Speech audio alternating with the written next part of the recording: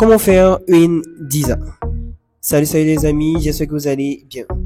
Nouvelle vidéo de la chaîne Josaphat Formation. Aujourd'hui, je vais vous montrer comment procéder à l'établissement de votre DISA. Mais avant de commencer, c'est quoi tout d'abord la DISA? Ok. Il faut savoir que la DISA est en fait la déclaration individuelle des salaires annuels. Et c'est un document établi une fois par an. Ce document retrace pour chacun des salariés le montant des rémunérations perçues entre le 1er janvier et le 31 décembre de chaque année. En plus, la DISA décrit la situation cotisante d'un employeur pour une année. Et il faut savoir que dans une DISA, on retrouve deux éléments. Une feuille qui prend en compte les éléments de la DISA et une autre feuille qui prend en compte les éléments de la DASC. Et la DASC, c'est la déclaration annuelle des salaires et des cotisations. Ok. Maintenant que notre sujet est présenté, passons à notre DISA. C'est parti, let's go.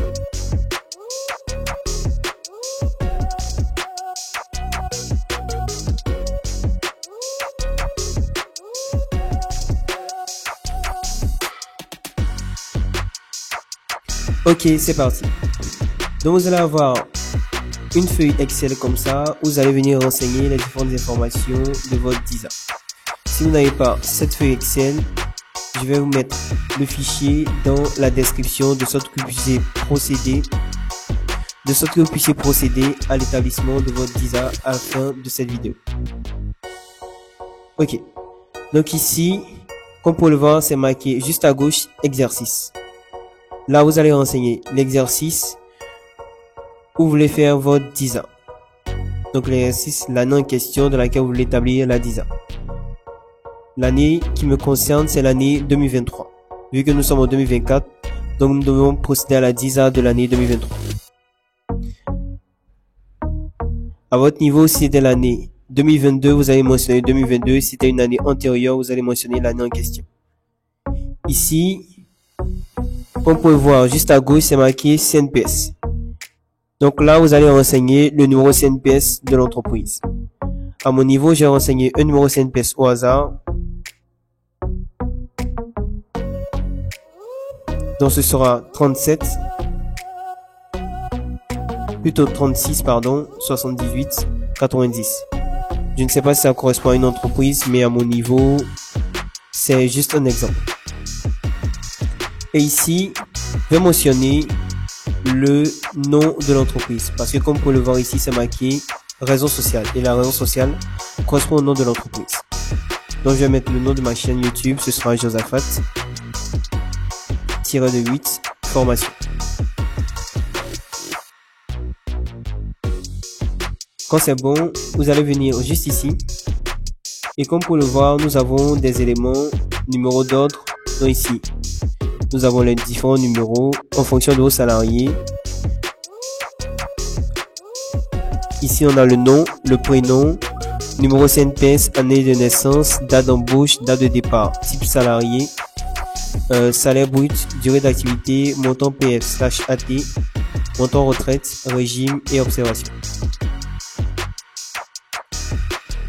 Et ici, comme vous le voyez, c'est marqué 1. Pourquoi c'est marqué 1? Tout simplement parce que, comme c'est un exemple, j'ai préféré privilégier un salarié. C'est pourquoi j'ai seulement marqué 1 ici. À votre niveau, si vous avez plusieurs salariés, vous allez pouvoir insérer des lignes en fonction de vos salariés, et vous allez également mettre les différents numéros d'ordre pour atteindre le total de vos salariés.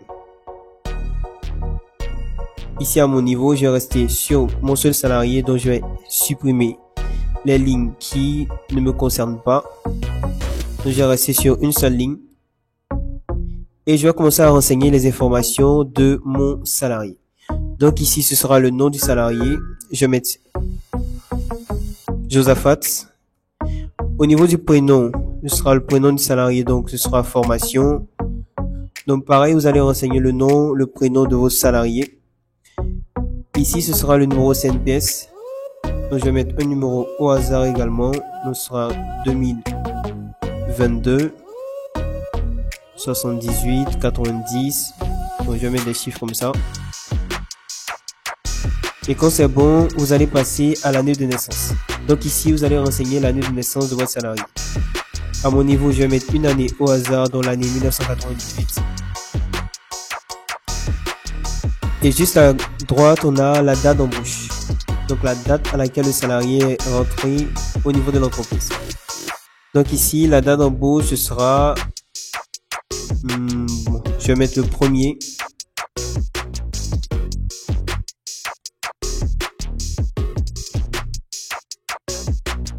Troisième mois 2016. Donc premier, troisième mois 2016.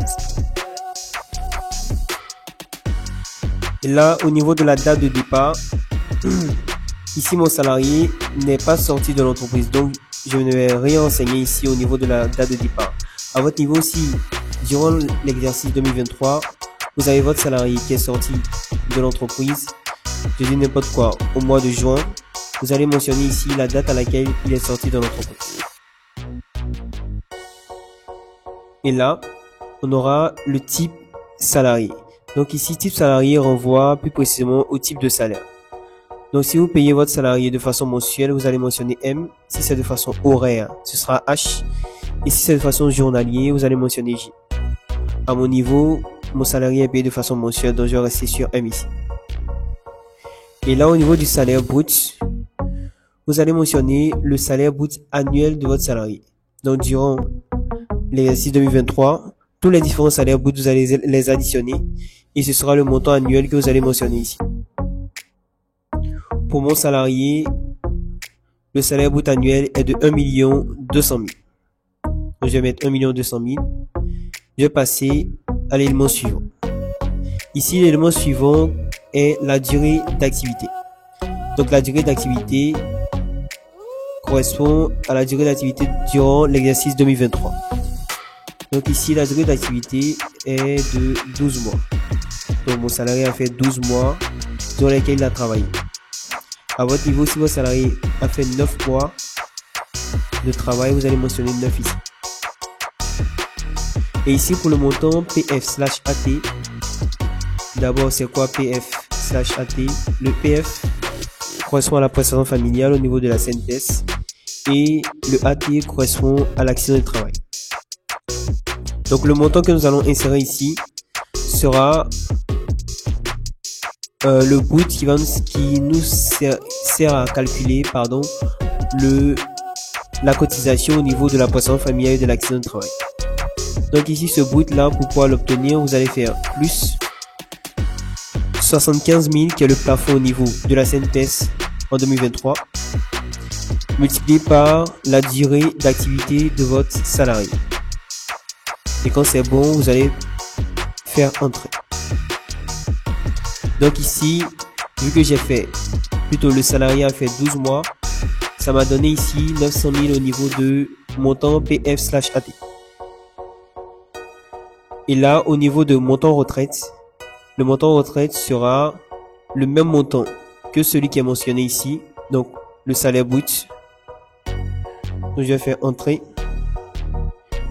Maintenant, il peut arriver que ce montant-là soit différent. Cela va arriver si et seulement si, durant l'année, c'est-à-dire les bruts, si ces bruts-là de façon mensuelle sont supérieurs à 3 375 000 qui est le plafond en 2023 pour la retraite, à ce moment précis, vous allez prendre 3 375 000 et les multiplier par 12 pour obtenir le montant au niveau de PF/AT.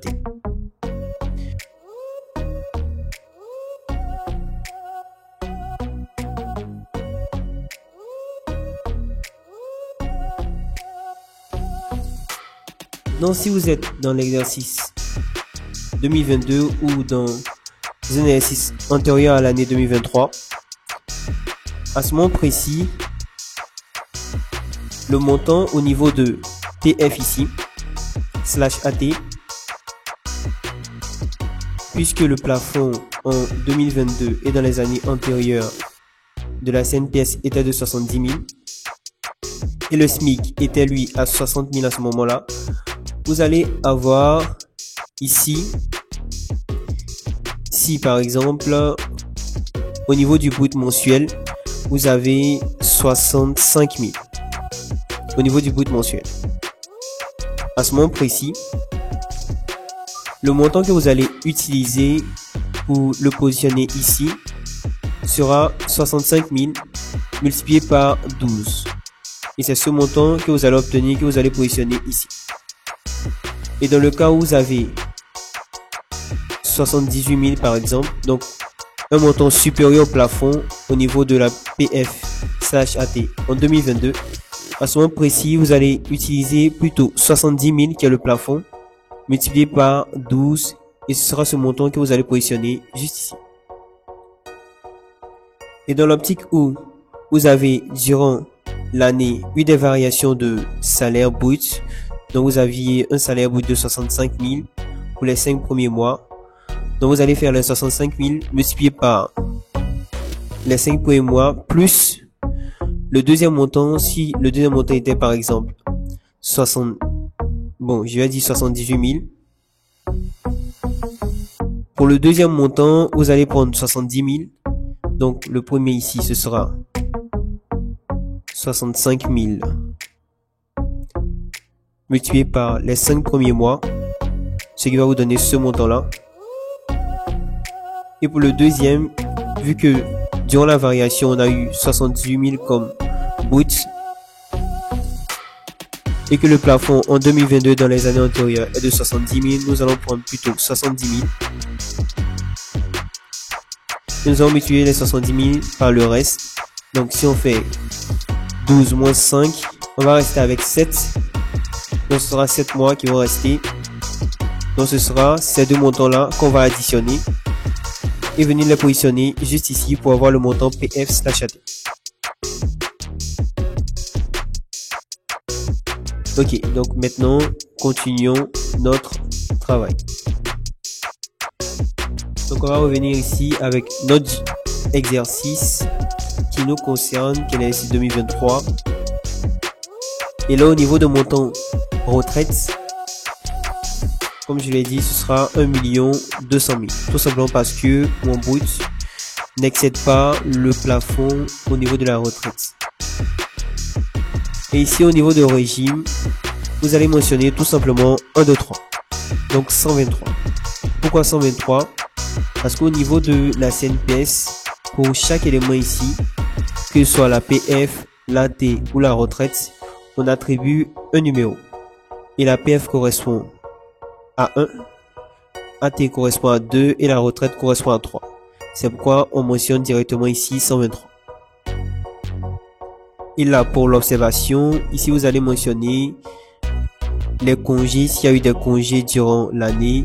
Généralement on mentionne ici plus pour les femmes, vu qu'elles vont généralement au congé de maternité.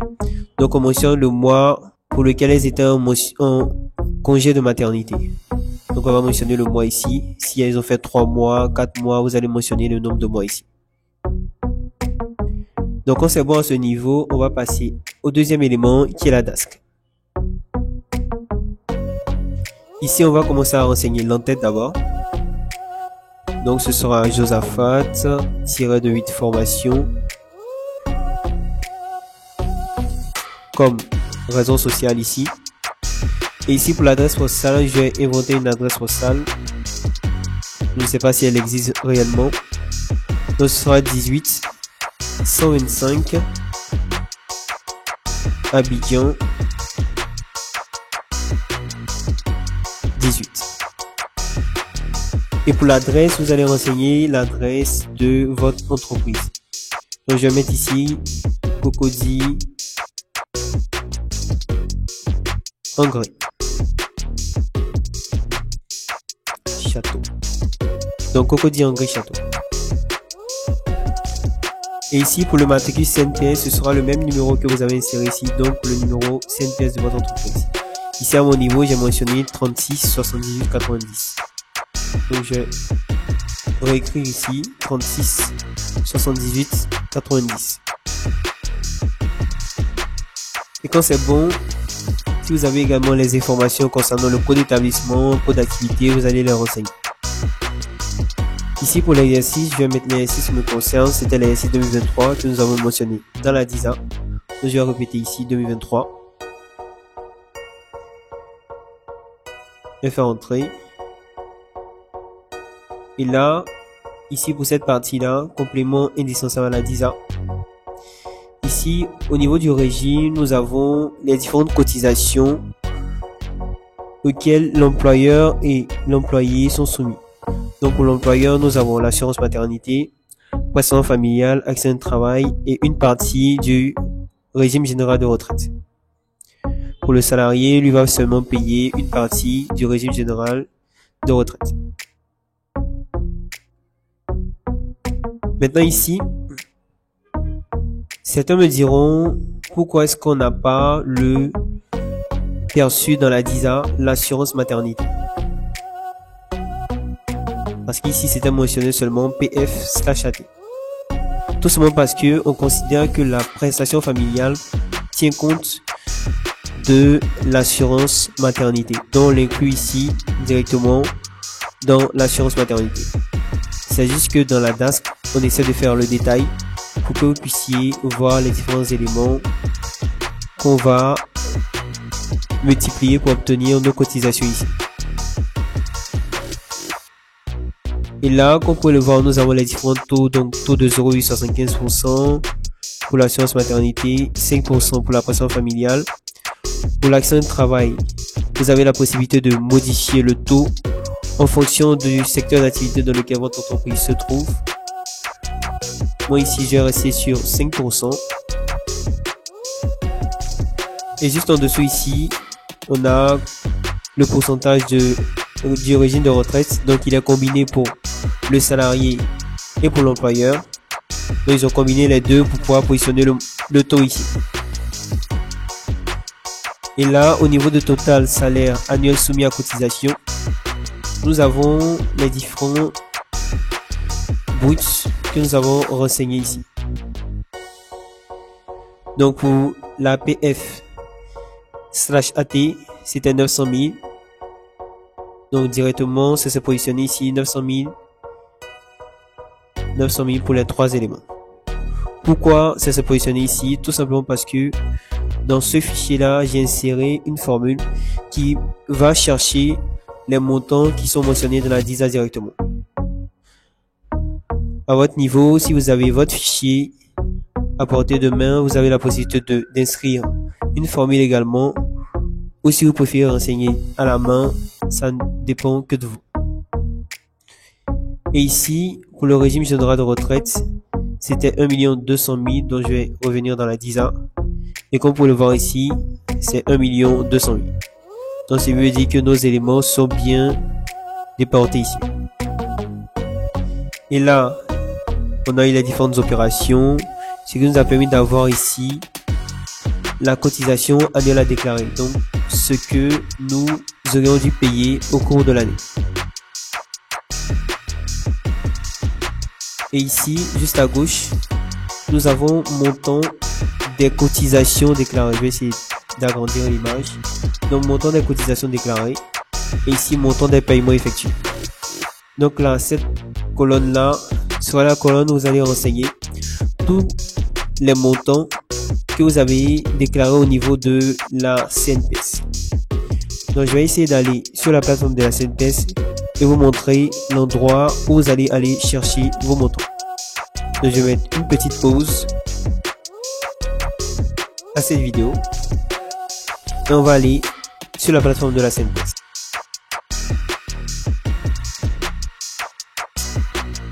Ok, donc là, comme vous pouvez le voir, nous sommes sur la plateforme de la CNPS. Ici, vous allez venir juste là où c'est marqué suivi des demandes. Ensuite, vous allez cliquer sur liste des demandes. Et là, vous allez avoir toutes les déclarations, que ce soit cotisation CNPS, DISA, tout ce que vous avez fait comme opération. Vous allez cliquer juste ici sur liste des demandes traitées. et vous allez avoir la liste des différentes cotisations que vous avez effectuées durant les années antérieures ou durant l'année 2023, l'année qui concerne celle de notre 10 ans. Donc, je vais essayer d'avancer ici. Et là, je vais cliquer sur le premier élément ici et voir si c'est la déclaration qui est effectuée pour mon premier mois, c'est-à-dire le mois de janvier.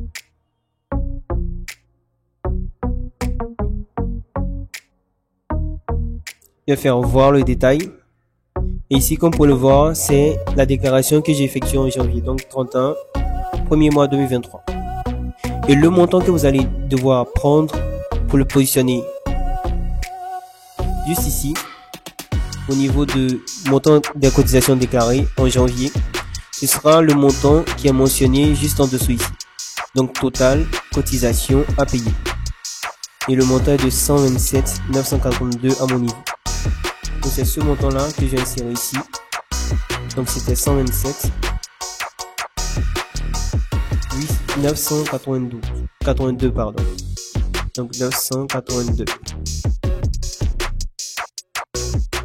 Comme c'est un exemple, je vais considérer que ce montant là était le même montant durant toute l'année. Donc je vais essayer d'étaler ici ce montant. Ce qui me donne ici 1 535 000. Bon, c'est trop, le montant est trop énorme. Donc je vais essayer de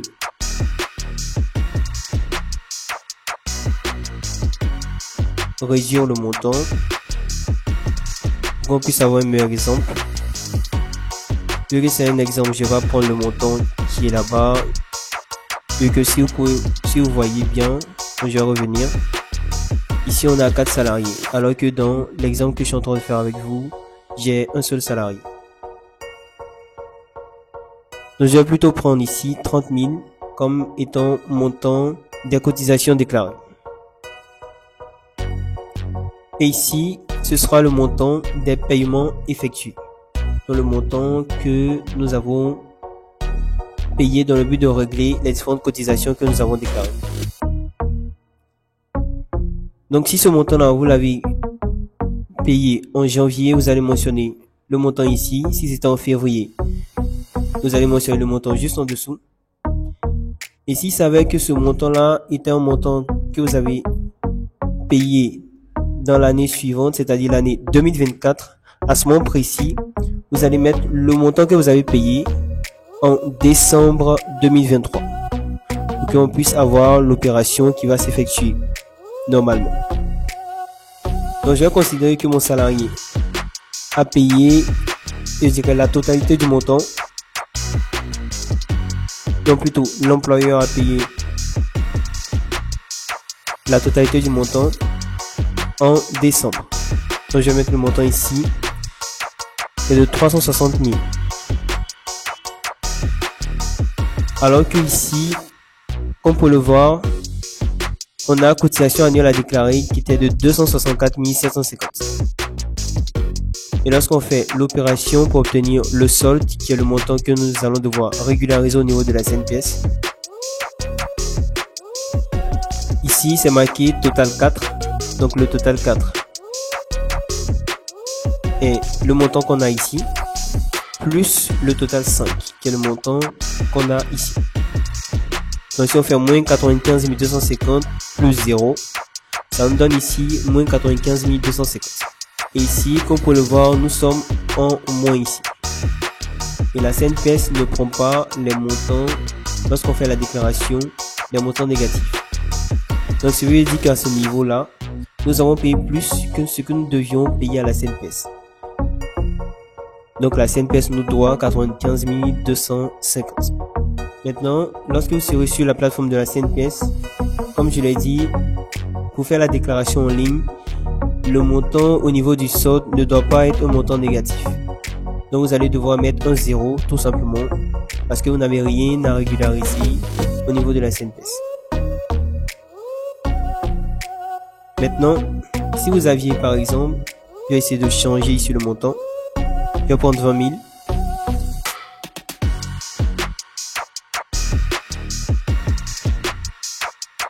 Donc ça va faire 240 000 ici. Donc comme pour le voir ici, si on compare les deux montants, on se rend compte que ce que nous avons déclaré, ce que nous avons payé sont les mêmes montants, mais sont différents du montant des cotisations annuelles à déclarer. Donc ce que nous aurions dû déclarer et ce que nous aurions dû payer. Ce qui nous donne ici 24 750 qui est le montant que nous allons devoir régulariser au niveau de la CNPS. Ok, c'est tout pour cette vidéo. J'espère qu'elle vous a plu, qu'elle vous a permis de pouvoir comprendre un peu comment il faut produire la DISA. Si c'est le cas, n'hésitez pas à mettre un like à cette vidéo, à vous abonner à la chaîne et à activer la cloche de notification. Dans une prochaine vidéo, je vous donnerai les astuces pour pouvoir mettre votre DISA en ligne, c'est-à-dire sur la plateforme de la CNPS. Donc je vous dis à plus pour une prochaine vidéo.